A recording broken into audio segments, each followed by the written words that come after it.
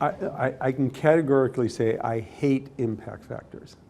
It should be the science and not the journal. The impact factor, I don't know how many people know this, but the whole idea of an impact factor was designed by the Reuters-Thomson news agency as a measure that would be useful for librarians. And the whole idea was, if you only have a certain amount of money to spend on journals, shouldn't you get the journal that more people read? Not the importance of the paper, but if everybody reads science, then that should be near the top of your list. If everyone reads nature, that should be there.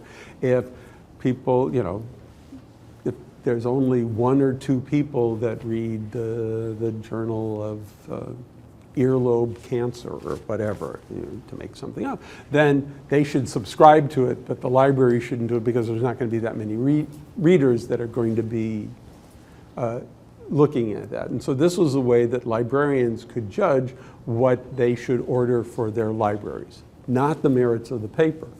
And unfortunately, various institutions, whether they were tenure committees deciding on advancement of faculty to tenure, or it was people hiring people for jobs, started looking at these as a measurement of the importance of the paper as opposed to what was actually in the paper.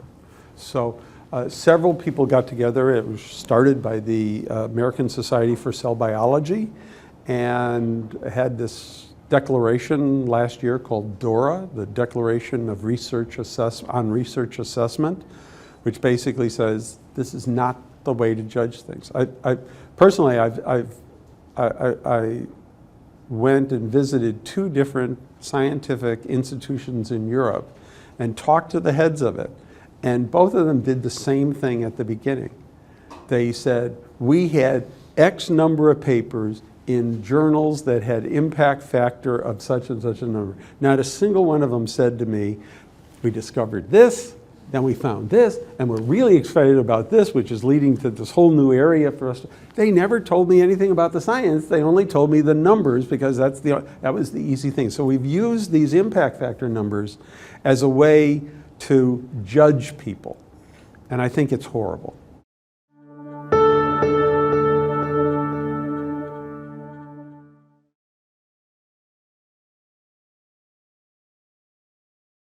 Institutions that promote or give money based entirely on whether a scientist has published in a particular journal simply should be stopped.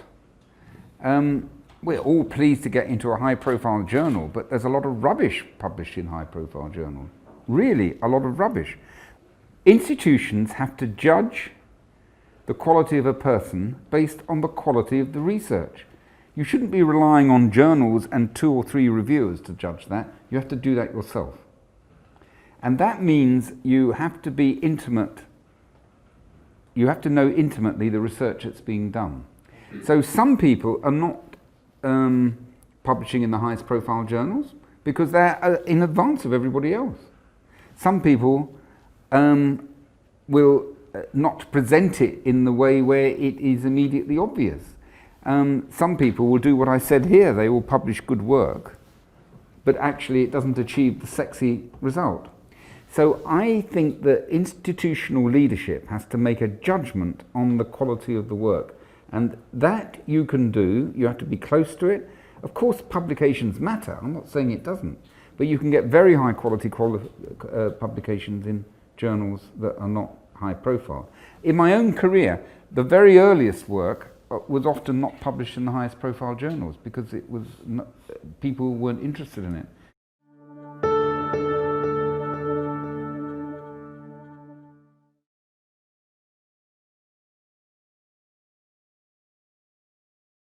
Some people give enormous importance to it, and this whole impact factor thing is rather skewing science.